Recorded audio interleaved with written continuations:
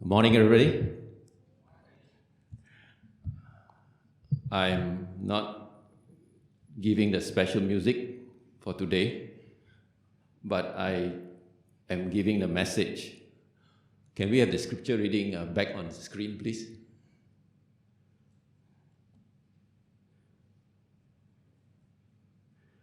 It is Thursday evening, and if you have read the scripture reading, you would know that less than 24 hours away, Jesus is going to die on Calvary. I wonder what you and I would be doing if we knew that in less than 24 hours, we are going to die. We've got less than 24 hours to live. What would you be doing? Perhaps you and I may be thinking that we should be praying to God to be spared from that, or maybe we should be doing some last-minute confession of sin, and maybe we should also be doing things that would help us to put our house in order. But for Jesus, he did not do any of these things. I'd like to draw your attention to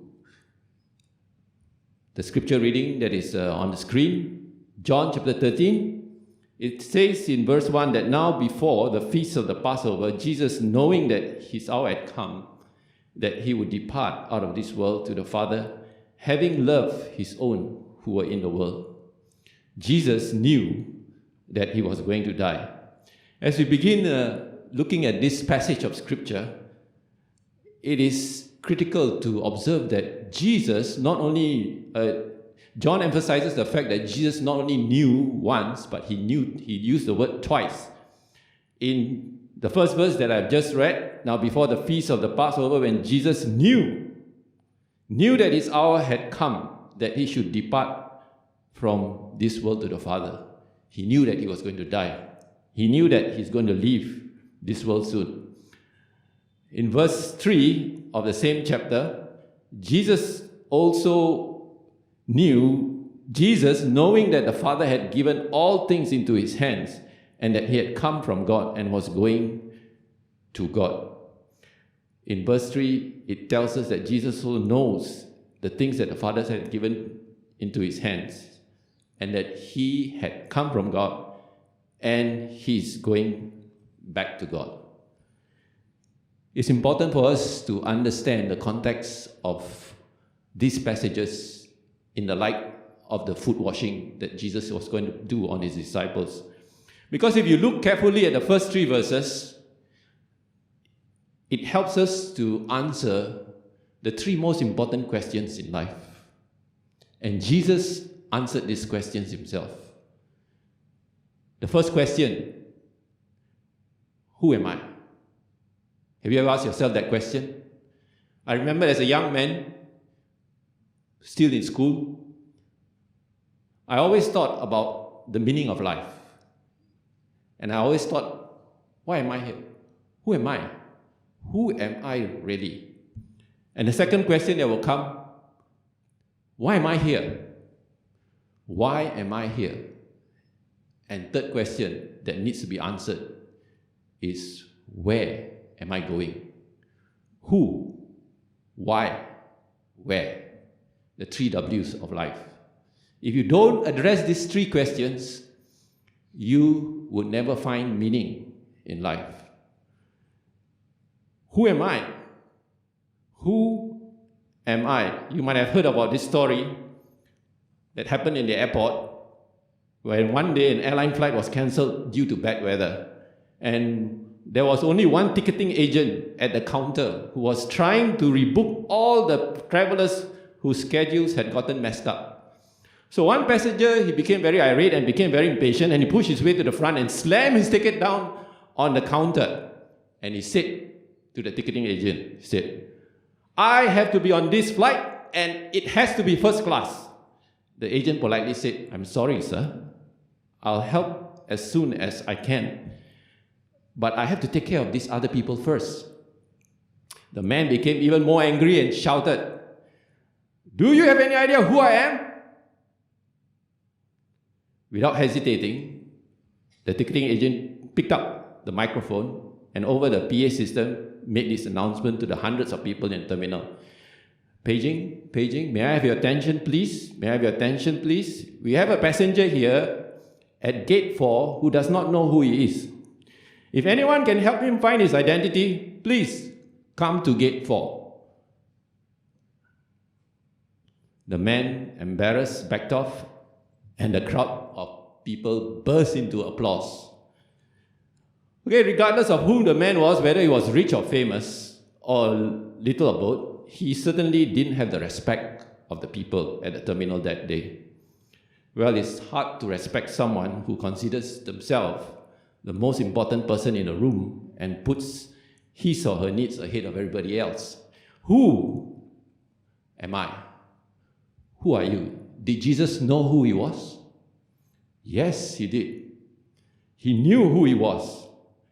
And because he knew who he was, he had his sense of identity.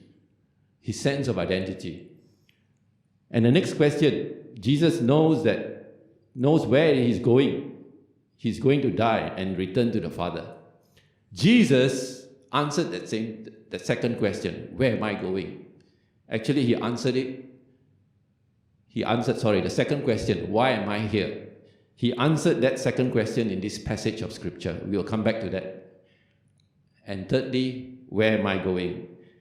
Verse 1 tells us Jesus knows that he's going to die and to return to the Father. It says that now, before the feast of the Passover, Jesus, knowing that his hour had come, that he would depart out of this world to the Father, having loved his own who were in the world. He knew where he was going.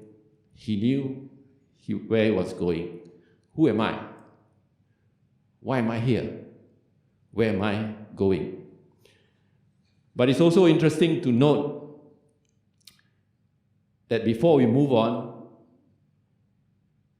there's a phrase that has tremendous bearing on the meaning of this passage that we're going to look at.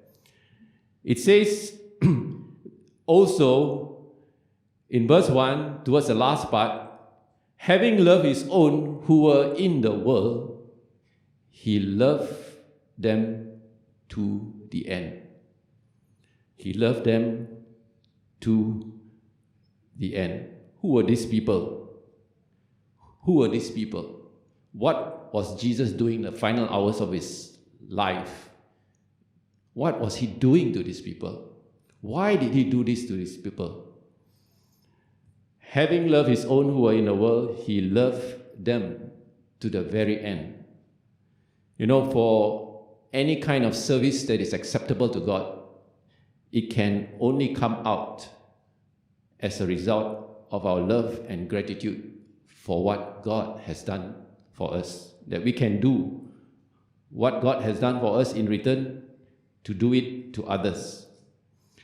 Yes, during his life here, Jesus invested all his time, all his energy, all his teaching in his disciples. But John also makes the startling point that Jesus loved them right to the very end. Is it easy to love for somebody right to the very end? I remember when I got married here, not here in this church, but when I got married, I remember taking the vows, for better or for worse, in life or in sickness and in trouble, and in life or in death, shall do us part. Is it easy to love somebody who you don't love, who you don't like, for the rest of your life if you are stuck with that person? Jesus, having loved his own who were in the world, he loved them to the end. Twice John emphasized Jesus' love for his disciples. And that's a very important word. It's very important not only for Jesus, but also for those of us who claim to be followers of Jesus. Yes, Jesus persisted in faithful love towards his disciples, in going to the cross. Yes, he persisted in that love. And on top of that, he persevered in unconditional love for them. Despite their ignorance, despite their unbelief, despite their disobedience, and even their apostasy, Jesus persevered in his love for his disciples. And I think that's an important message for us today. Like you and I who are sitting here, Jesus continues to persevere in his love for us. And if you're going to grasp this love, it will motivate you to want to serve others. Others who appear unlovely, others who maybe appear unlovable, people around you, people even in the church. And today, you may struggle loving unlovely and unlovable Christians. But we all struggle here. However, there is hope. There is hope because when you feel you cannot love a brother or sister, immediately call out to God and acknowledge and tell him, I cannot love this person. But I know you can, Lord. Will you love this believer through me? You may have to pray this prayer silently, of course, several times whenever you see this person. But since this is God's will for you, He will give you the supernatural strength to love your brother or sister. And this is Christ-like love. And this Christ-like love will also take you to the next level in your relationship with Him. Yes, Jesus has disclosed what He knows about Himself, about the future, about His future, and now what Jesus does in response to this knowledge. Verses 4 and 5 tells us that He got up from supper, laid aside His garments, taking a towel, He girded Himself, then He poured water into the basin and began to wash the disciples' feet and wipe them with the towel which He was girded. Now, if you look at that particular text, verse 3 and verse 4, Jesus, at that time when He stood up to wash His disciples' feet, they had already started eating. They had already started eating.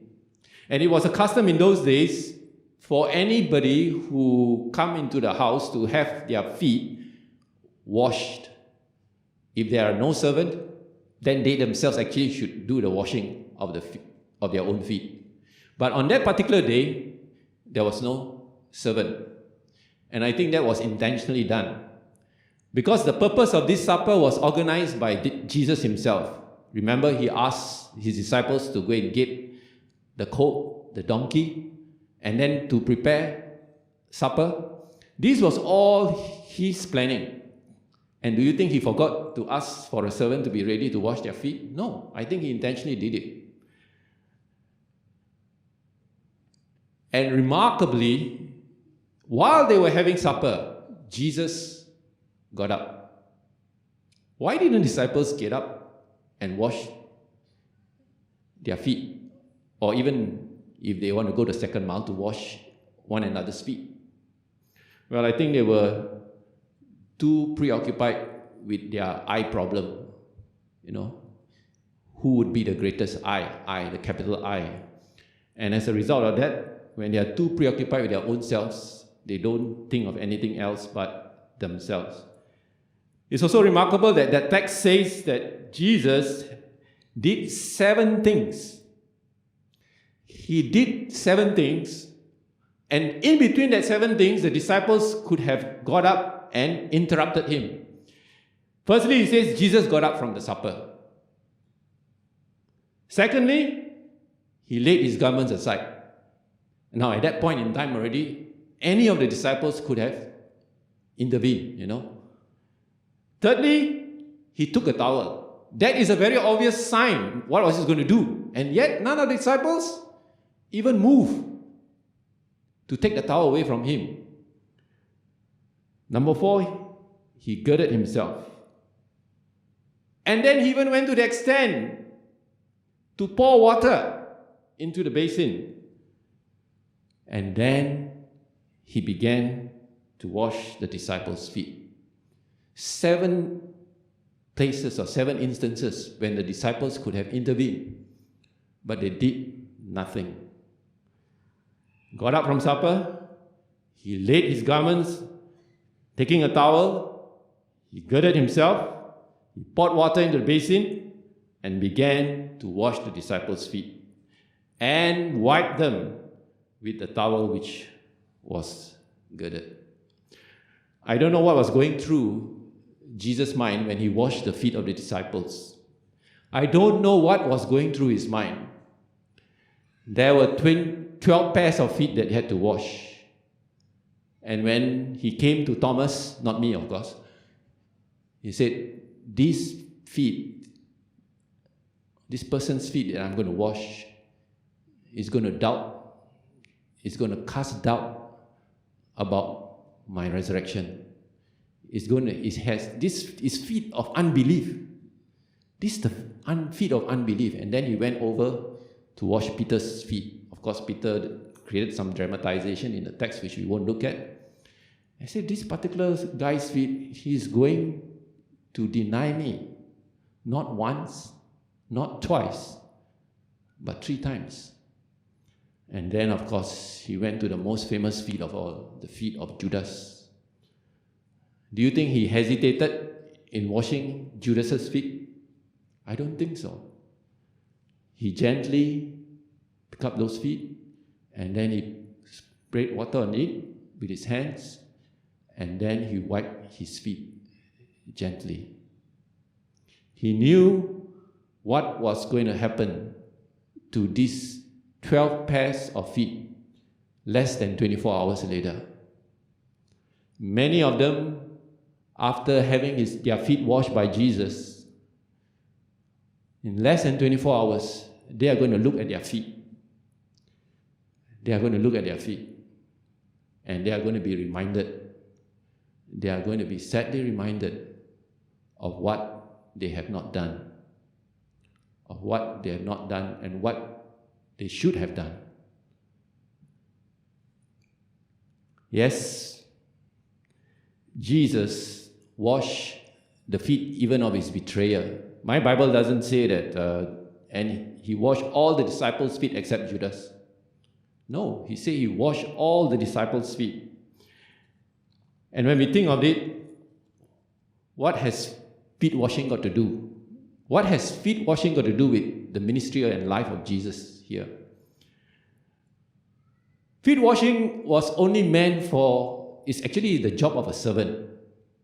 And as the people came in, the guests came into the house, it was the servant's responsibility to wash the feet of the guests. In fact, Jesus was the host. He invited them for this dinner, but he ended up being the servant. He ended up being the servant.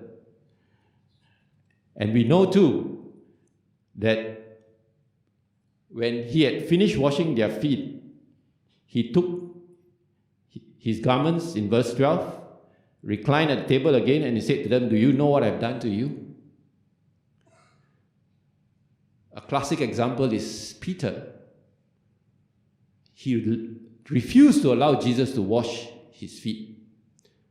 In fact, if you look at the words carefully, he said, "Jesus, you will never, never, forever wash my feet." That was what he told Jesus.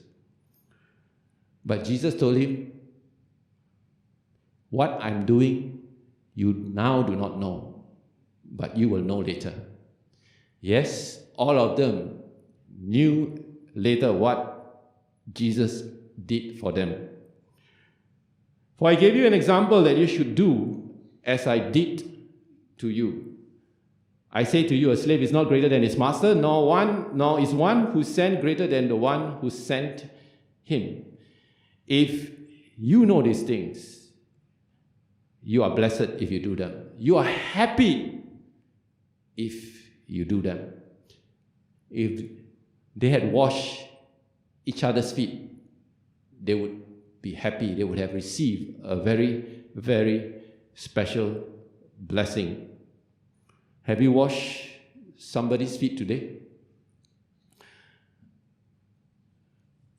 If Jesus doesn't wash your feet, you probably might participate in another washing or cleansing. And that very same morning, the next day, there was another washing taking place. There was another basin of water. There was another towel. There was another pair of hands. And that pair of hands was none other than Pontius Pilate, who washed his hands in public and say that I am innocent of this man's blood.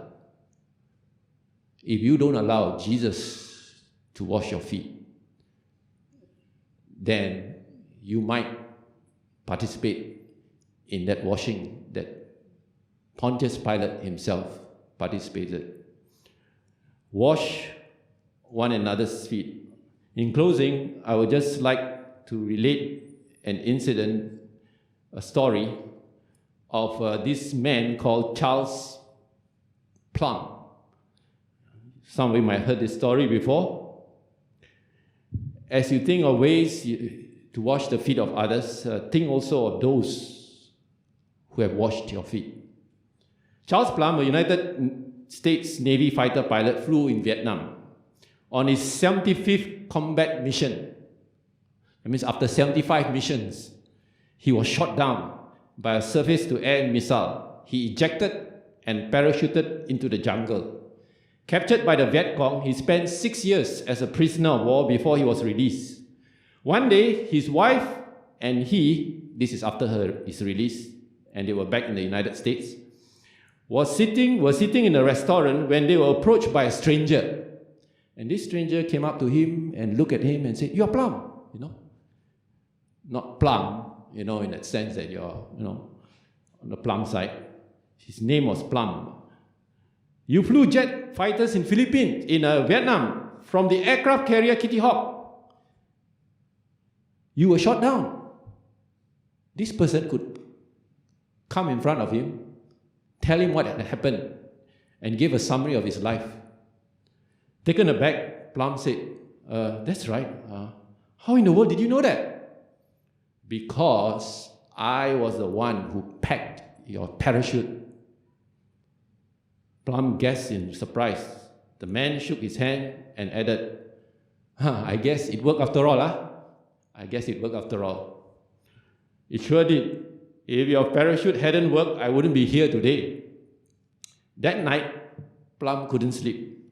Thinking about the stranger, he wondered how many times he might have seen him on board the Kitty Hawk, but he never talked with him because he was just a sailor. The careful work of the sailor, weaving the shrouds and folding the silks of his suit, had saved his life. And today, who is packing your parachute for you? Who is washing your feet? It is important for us to ask, because our service is the fruit of other people's sacrificial labor, other people's washing our feet. Many cathedrals in Europe suffered damage as a result of a bombing raid during World War II. The explosion of a bomb in one of the great cathedrals blew the statue of Christ. Though the cathedral was repaired, the statue of Christ stands there today with hands missing. An inscription on the pedestal reads, "Christ had no hands, but yours." Today, will you be Jesus' hands and feet?